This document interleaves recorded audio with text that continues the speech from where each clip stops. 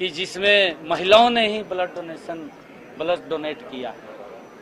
ये ऐतिहासिक रहा है, उसमें जाने का अवसर मिला है। महिला दिवस के कार्यक्रम में मैं गया, उसमें जाने का मौका मिला है।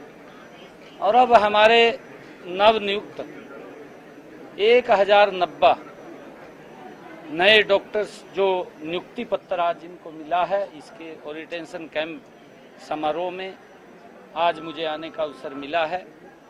मैं सभी को आज पूरे प्रदेशवासियों और देशवासियों को महिला दिवस की बहुत बहुत बधाई और शुभकामनाएं देता हूं। ये सरकार आदरणीय मोदी जी के तत्वाधान में, उनकी देखरेख में नॉन स्टॉप तीसरी बार ये सरकार नॉन स्टॉप काम कर रही है, गति से काम कर रही है।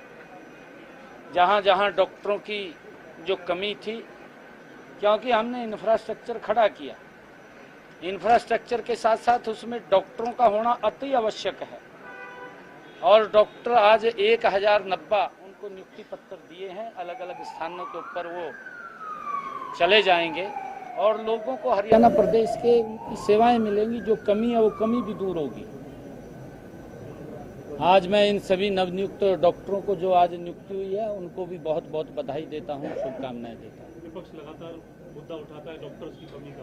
अब माने सर, इस नियुक्ति के बाद हालांकि मेडिकल ऑफिसर और आयुर्वेदिक मेडिकल ऑफिसर आते हैं, लेकिन ये कमी दूर होगी सर? और बिल्कुल आगे भी, क्योंकि विपक्ष अपनी तरफ तो देखता नहीं है, वो तो खाली आरोप लगाता है। मैंने अभी सभी डॉक्टरों के बीच में भी कहा है कि 2014 से पहले हर वर्ष 700 डॉक्टर मिलते थे।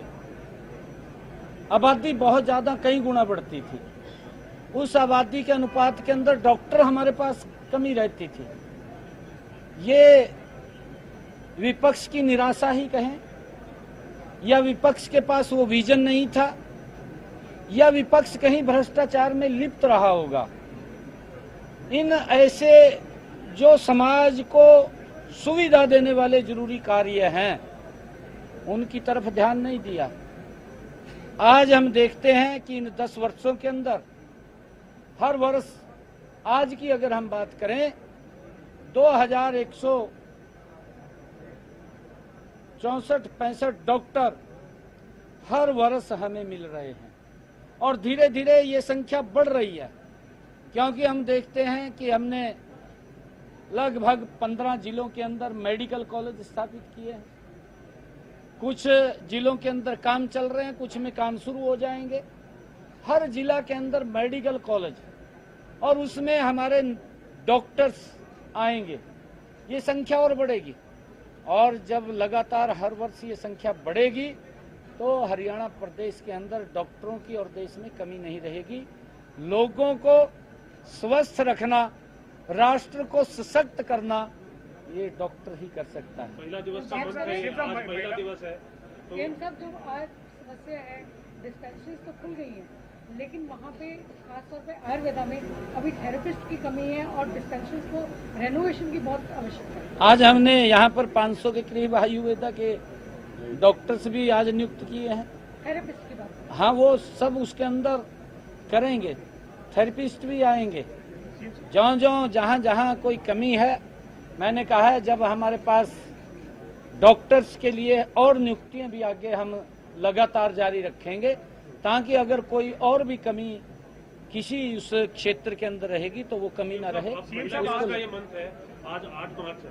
आप पहले भी हालांकि कह चुके हैं, लेकिन आज महिलाओं को तोहफे के तौर पे बता दीजिए कि इस बजट में लाडो लक्ष्मी योजना हम लेकर के पूरे तरीके से बताएंगे आपको।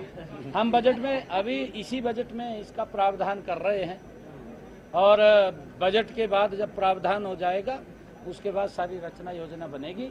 ये मोदी सरकार की गारंटी है, ये डबल इंजन सरकार की गारंटी है।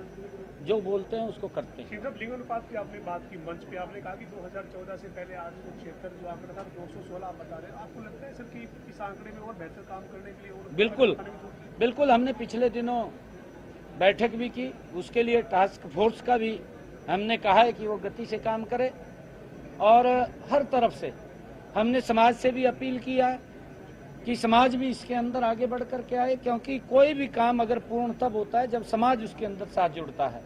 मैं धन्यवाद करूंगा देश के यशस्वी प्रधानमंत्री मोदी जी का, जिन्होंने 2015 जनवरी 23 2015 को पानीपत की ऐतिहासिक भूमि से बेटी बचाओ बेटी पढ़ाओ का एक आह्वान किया था।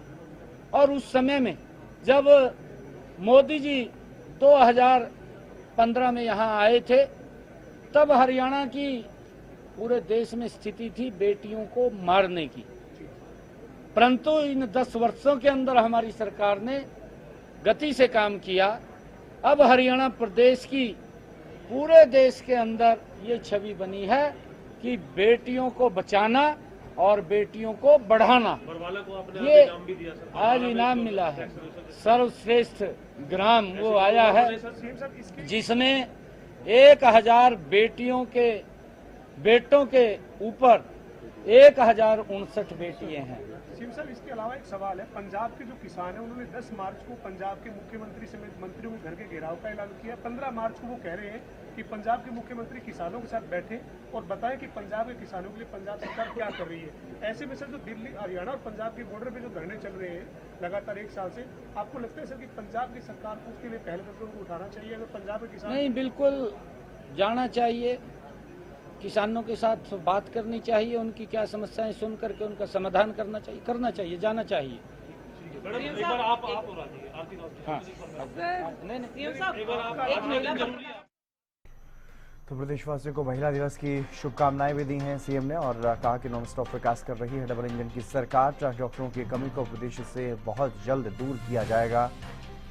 और विपक्ष पर भी तंज कसते हुए नजर आए, निशाना साधते हुए नजर आए। उन्होंने कहा कि आरोप लगाना विपक्ष का काम है,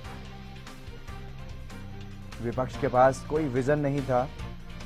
पहले जिस तरह से डॉक्टर्स की भर्ती होती थी उससे कई गुना ज्यादा अब हर साल डॉक्टर्स की भर्ती होती है, ये भी वो कहते हुए नजर आए।